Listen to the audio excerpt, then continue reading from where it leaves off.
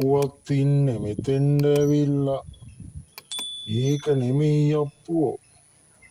වත්තේ පොල් පල ගන්නවා මදි. ගස්වලට වතුර මදිද කොහෙද?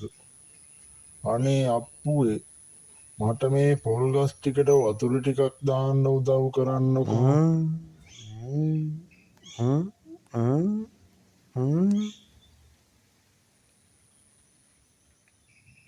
මොකක් වතුර දාන්නද? ඔව් අප්පු තව ටිකකින් අවසර වැටෙනවා. ඊට කලින් මේ පොල් ගස් ටිකට වතුර ටිකක් දාගත්තොත් හොඳයි. හොඳයි මට කමක් නෑ. එහෙනම් මේ බාල්දිය අරගෙන මේ ලිදෙන් වතුර ටිකක් ඇදලා දීපන්කො මට මේ ගස් ටිකට දාන්න. එපා ගමරාලේ. මේක දැන් මගේ ලිඳ. ගමරාලට මේකෙන් වතුර ගන්න බෑ. මොකක්? උඹ මේ මොනවද අප්පු කියන්නේ? උඹගේ ලිඳ වෙන්නේ කොහොමද මේක? මම කිව්වේ ඇත්ත. මම තමා මේ ලිඳ කැපුවේ. ගමරාලගේ නෙමෙයි මේක. මගේ. මං තමා මහන්සියලා මේ ලිඳ පිස්සුද කැපුවේ. අප්පු? මගේ ඉඩමේ මගේ ලිඳ මේ. අප්පු කොහොමද කියන්නේ මේක අප්පුගේ කියලා? ලිඳේ අයිතිය ගමරාලට වෙන්න ඇති. ඒත් වතුරේ අයිතිය මට. ඒ වගේ මට වැඩක් නෑ. වතුර ඕනේ නම් වතුර වලට මට සල්ලි දෙන්න. හොඳයි මම බලාගෙන ඉන්නම්කෝ. උඹ එහෙමනම් මමත් එහෙම තමා.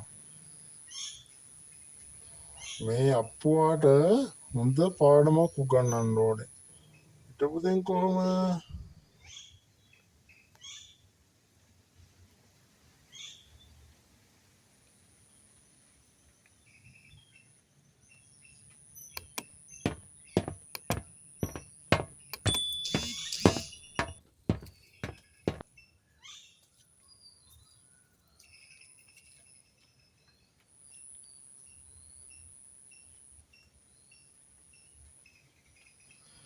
නෑ අප්පුවේ මම මේ කල්පනා කරා.